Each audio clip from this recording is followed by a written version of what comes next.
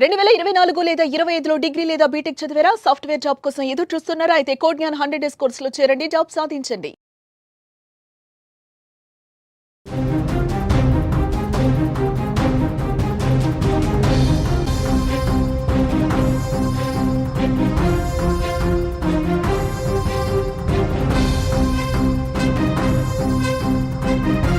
మరో big breaking news చూస్తున్నాం. Climax కి గండికోట వైష్ణవి హత్య కేసు చేరినట్లుగా మనకు తెలుస్తుంది. 5గురు చుట్టే పోలీసులు విచారణ అయితే ముమ్మరం చేశారు. ఇప్పటికే 69 మంది అనుమానితులను పోలీసులు విచారించినట్లుగా మనకైతే తెలుస్తుంది. వారిలో గ్రామస్తులు, టూరిస్టులు ఉన్నట్లుగా కూడా గుర్తించడం జరిగింది.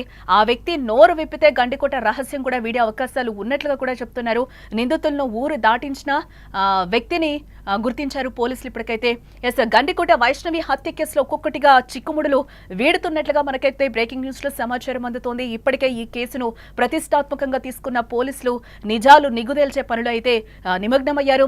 ఇక ఇప్పటికే ఈ కేసులో 69 మంది నిందితులను పోలీసులు విచారించారు.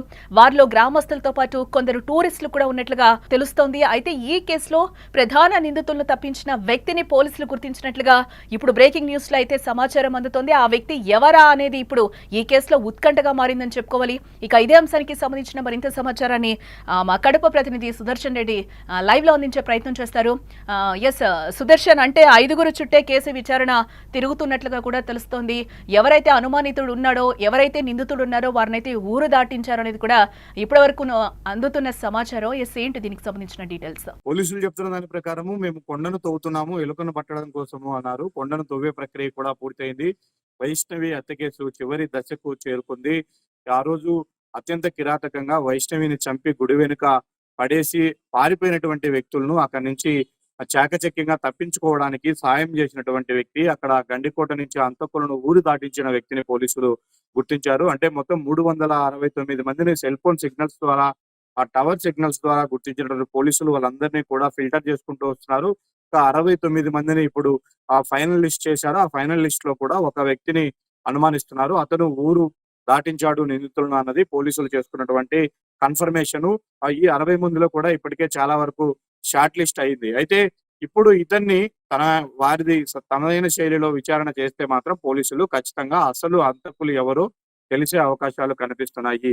దీని అంతటిని బట్టి చూస్తే ఖచ్చితంగా కిరాయి హంతకులే వైష్ణవిని అత్యంత దారుణంగా హత్య చేసి ఉంటారు అన్న ఒక నిర్ధారణకైతే పోలీసులు వస్తూ ఉన్నారు. అయితే ఆ కిరాయి హంతకులకు సుపారీ ఇచ్చింది ఎవరు, వైష్ణవిని హత్య చేయమని చెప్పింది ఎవరు అన్న దాని మీద కూడా పోలీసులు ఫర్దర్ గా విచారణ చేసే అవకాశాలు కనిపిస్తూ ఉన్నాయి. మొత్తం మీద గండికోట గ్రామం ఏదైతే ఉందో, గండికోట గ్రామస్తుల ప్రమేయం ఇందులో ఉంటుంది అని మొదటి నుంచి కూడా పోలీసులు భావించారు. ఎందుకంటే హత్యలో పాల్గొన్నటువంటి నిందితులు ఎటువైపు నుంచి వచ్చారో తెలియదు. అసలు ఒక్క క్లూ కూడా దొరకకుండా అంత చాకచక్యంగా గండికోటలో వ్యవహరించారు. అంటే కోట రహస్యం మొత్తం తెలుసు. కోటకెళ్లే దారులు ఎన్నున్నాయో, ఏ ప్రాంతంలో టూరిస్టులు తక్కువగా ఉంటారో, ఏ ప్రాంతం నుంచి ఏ ప్రాంతానికి ట్రావెల్ చేస్తే ఎంత సమయం పడుతుంది అనేది కోట గురించి కూలంకషంగా తెలిసిన వ్యక్తులు ఈ హంతకులకు మద్దతు ఇచ్చింటారు, సపోర్ట్ చేసింటారు, అక్కడ సాయం చేసింటారు అనేది ఒక వర్షన్ అయితే, ఆ ఊరిలో ఉన్నటువంటి ఒకరిద్దరు కూడా ఆ వైష్ణవిను హత్య చేయడంలో పార్టిసిపేట్ చేసింటారన్న అనుమానం కూడా పోలీసులకు ఉంది.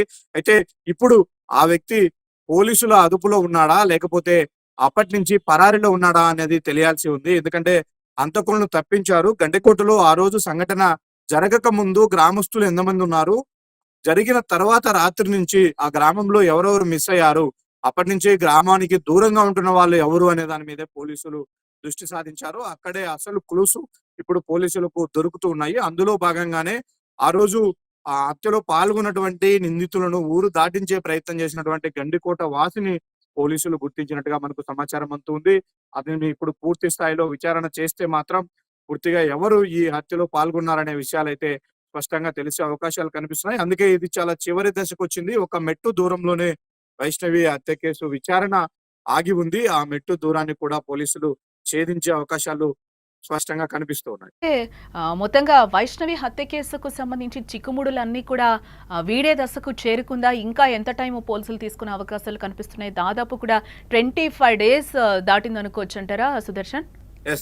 కొండను దవ్వడం కోసం పట్టిన సమయంగా దీన్ని మనం పరిగణించాలి, పోలీసులు వాడిన భాషలో చెప్పాలంటే.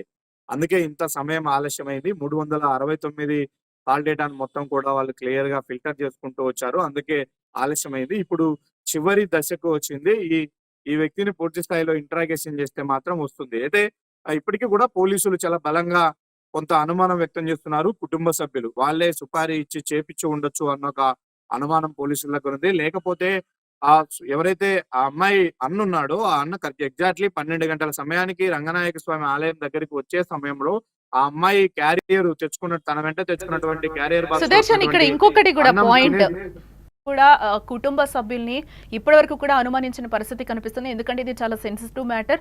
ఫ్యామిలీని మేము ఇంట్రాగేట్ చేయడానికి, విచారణ చేయడానికి కూడా ఇప్పటివరకు మాకు ఎటువంటి క్లూ కూడా దొరకలేదు.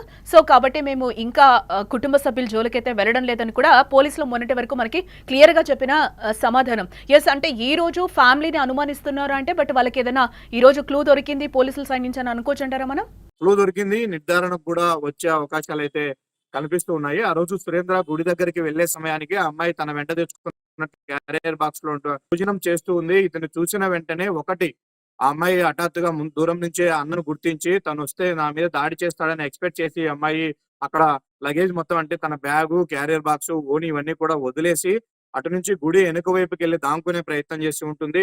ఆ దాక్కోవడంలో అక్కడ ఉన్నటువంటి ఆకతాయిలు ఎవరైనా అమ్మాయి మీద దాడి చేసి చంపి ఉండొచ్చు అన్నది ఒక అనుమానం. లేకపోతే సురేంద్ర అనే అక్కడ ఉన్నటువంటి కిరాయి హంతకులకు ఆ అమ్మాయి పలానా అని చూపించి వచ్చి ఉండొచ్చు కూడా అనే అనుమానం కూడా పోలీసులు వ్యక్తం చేస్తూ ఉన్నారు. కాబట్టి ఎటువైపు నుంచి చూసినా కూడా ఫ్యామిలీ పాత్ర లేనిది ఇందులో ఇది సాధ్యం కాదు ఖచ్చితంగా. అందుకే ఇంతమందిని విచారించినప్పటికీ ఎవరిపైన కూడా అనుమానాలు రావట్లేదు, క్లూస్ దొరకట్లేదు. కాబట్టి ఈ పర్సన్ గిన ఖచ్చితంగా నోరు విప్పితే ఆ రోజు ఎవరు పార్టిసిపేట్ చేశారు, ఏ విధంగా వాళ్ళు ఊరు దాటి వెళ్లిపోయారు, ఇన్ని రోజులుగా ఎక్కడ తలదాచుకున్నారు అనే విషయాలు తెలిసే అవకాశం ఉంది. ఖచ్చితంగా బయట వ్యక్తుల్ని ఏర్పాటు చేసి హత్య చేయించి ఉంటారు అన్నది పోలీసుల అనుమానం. హత్య చేయించడానికి గల కారణాలను కూడా పోలీసులు ఇప్పటికే అన్ని కోణాలలో అనాలిసిస్ చేశారు. వైష్ణవి ప్రియుడికైతే అంత అవసరం లేదు. అలాగని వైష్ణవికి వేరే శత్రుత్వం ఏదీ లేదు. పరువు కోణంలో వైష్ణవిని కుటుంబ సభ్యులే ఈ విధంగా చేపించి ఉంటారా అన్న కోణం అయితే పోలీసులను ఇప్పటికీ బలంగా తడుతూ ఉంది. ఆ ప్రయత్నంలోనే ఆ వ్యక్తి ఎవరైతే ఊరు దాటించాడో ఆ వ్యక్తి మేరకే సభ్యులందరినీ కూడా పిలిచి కూలంకషంగా వాళ్ళు విచారించే అవకాశాలు కనిపిస్తున్నాయి. వీళ్ళ మొత్తం వీళ్ళ కదలికలన్నింటినీ కూడా చేసే అవకాశాలు స్పష్టంగా కనిపిస్తున్నాయి. దాదాపు 25 రోజులు కావస్తున్న సందర్భంగా సుదర్శన్, అంటే ఇప్పటి వరకు లోకేష్ ఎక్కడున్నాడు అని కూడా ఇంతవరకు పోలీసులు చెప్పని పరిస్థితి కనిపిస్తుంది. అదేవిధంగా ఇప్పటి వరకు మళ్ళీ కూడా ఫస్ట్ నుంచి కూడా మేము వాళ్ళని ఫ్యామిలీ మెంబర్స్ని కాకుండా మిగతా అన్నలు ఎవరైతే ఉన్నారో ఈ కేసులో ఎవరెవరు అనుమానితులుగా ఉన్నారో వాళ్ళందరినీ కూడా విచారిస్తాం, సీన్ రీకన్స్ట్రక్షన్ చేశామని కూడా పోలీసులు చెప్తున్న నేపథ్యంలో ఈరోజు ఏవైతే వాళ్ళకి కొన్ని ఆధారాలు దొరికాయో ఈ నేపథ్యంలో మరి ఫ్యామిలీ కుటుంబ సభ్యులందరినీ కూడా ఈరోజు మళ్ళీ విచారించే అవకాశాలు కనిపిస్తున్నాయా ఇప్పుడు?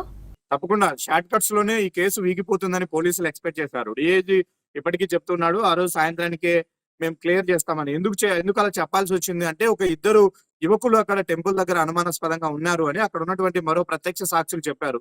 అదే సమయంలో అమ్మాయి టెంపుల్ దగ్గర ఒంటరిగా ఉంది కాబట్టి వీళ్ళిద్దరి ప్రమేయం ఉండొచ్చు. అందులో వాళ్ళు కూడా ఒకరు ప్రొద్దుటూరు, మరొకరు ఎర్రగుంట్ల ప్రాంతానికి చెందినవారు. అంటే లోకల్ వ్యక్తులే ఇద్దరు.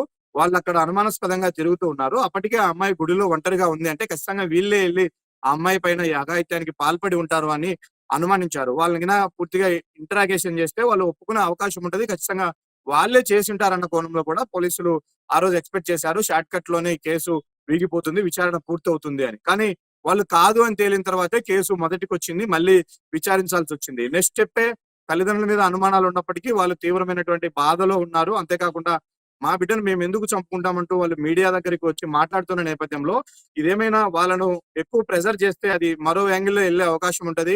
కాబట్టి పోలీసులకు చెడ్డ పేరు వచ్చే అవకాశం ఉంటదని వాళ్ళను పక్కన పెట్టి ఎప్పటికప్పుడు వాళ్ళ కదలికలను గమనిస్తూ వాళ్ళ డేటా అంతా కూడా అనాలిసిస్ చేసుకుంటూనే మొత్తం ఓవరాల్ గా అంటే పిన్ టు పిన్ మొదటి నుంచి కూడా విచారణ చేయాలనే నిర్ణయానికి పోలీసులు వచ్చారు. అందులో భాగంగానే కాల్ డేటానే వాళ్ళకు ఏకైక ఆధారం అయింది. అందులో పక్క ఊర్లో జాతర జరిగింది. ఆ రోజు ఎక్కువ గ్యాదరింగ్ ఉంది. ఆ రోజు అక్కడ సెల్ ఫోన్ సిగ్నల్స్ ఎక్కువ ఉన్నాయి. అయినా కూడా పర్వాలేదు, ఒక టీమును ఏర్పాటు చేసి ఈ సెల్ ఫోన్ సిగ్నల్స్ ఈ టవర్ లొకేషన్ లో ఉన్న వాళ్ళందరినీ కూడా పిలిపించి విచారిద్దాము అనే నిర్ణయానికి వచ్చారు. అందువల్లే ఇంత ఆలస్యం అయింది. అది కూడా కంప్లీట్ అయింది. ఆ ప్రక్రియ కూడా కంప్లీట్ అయింది. ఇప్పుడు వాళ్ళలో షార్ట్ లిస్ట్ లో చేసిన వాళ్ళలోనే ఒకరిపైన అనుమానం ఉంది. కాబట్టి అతను చెప్తే ఎవరు చేశారు, ఏంటి, వీళ్ళ వెనుక కుటుంబ సభ్యులు ఉన్నారా, ఎవరు హంతకులు, వాళ్ళు ఏ విధంగా పారిపోయారు, ఏంటి అనేది మొత్తం క్లియర్ గా తెలిసిపోయే అవకాశాలు ఉంది. ఇప్పటి నుంచి ఈ రోజు నుంచి అంటే రేపు 1వ తేదీన ముఖ్యమంత్రి పర్యటన ఉంది. అదే జమ్మలమడుగు నియోజకవర్గానికి రాబోతున్నారు. ఆయన పర్యటన ముగిసిన తర్వాత పోలీసులు ఈ కేసులో ఖచ్చితంగా ఒక సమాచారాన్ని అయితే మీడియాకు చెప్పే అవకాశాలు కనిపిస్తున్నాయి. ఇంకా ఇప్పటి నుంచి ఈ కేసులో అనుమానాలకు తావులేదు. ఇక పూర్తిగా ఆధారాలు వెల్లడించడంలోనే పోలీసులు నిమగ్నమయ్యారని చెప్పవచ్చు.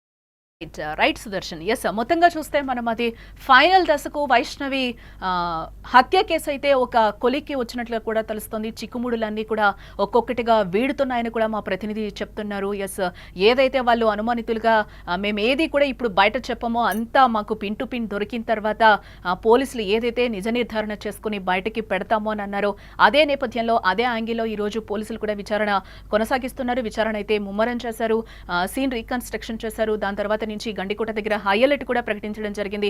ఎవరు వచ్చినా కూడా క్షుణ్ణంగా తనిఖీలు చేసి పంపిస్తున్న సిచ్యువేషన్స్ అయితే అక్కడ గండికోట దగ్గర నెలకొన్నాయని కూడా చెప్పుకోవచ్చు. ఈ నేపథ్యంలోనే సీఎం పర్యటన కూడా ఉంది జమ్మలమడుగుకి. ఆ లోపలైతే ఒక వైష్ణవి కేసుకు సంబంధించి కూడా ఒక క్లారిటీ వచ్చే అవకాశాలు ఉన్నాయి. ఫ్యామిలీ మెంబర్స్ కూడా విచారిస్తాం, వాటికి సంబంధించి కూడా కొన్ని క్లూస్ మా దగ్గర ఉన్నాయి కాబట్టి ఫస్ట్ లో వాళ్ళు బాధతో ఉన్నారు, మా అమ్మాయిని మేమే చంపుకుంటామా అని కూడా మీడియా ముఖంగా పేరెంట్స్ ఇద్దరు కూడా మాట్లాడిన పరిస్థితులు మనం గతంలో చూసాం. ఇదే నేపథ్యంలో వాళ్ళని ఈ రోజు పిలిపించి, అంటే ఈ మధ్య కాలంలో పిలిపించి కూడా కుటుంబ సభ్యుల్ని విచారిస్తామని కూడా పోలీసులు చెప్తున్నారు. దానికి సంబంధించి కూడా అక్కడ ఎవరైతే హత్య చేశారో దానికి సంబంధించి కొన్ని క్లూస్ దొరికాయి. ఒక వ్యక్తి నోరు విప్పితే అంతా కూడా నిజం బయటపడుతుంది అనే యాంగిల్లో కూడా పోలీసులు విచారణ అయితే కొనసాగిస్తున్నారు. అతి త్వరలోనే హత్య కేసు చిక్కుముడులు వీడే అవకాశాలు అయితే కనిపిస్తున్నాయి.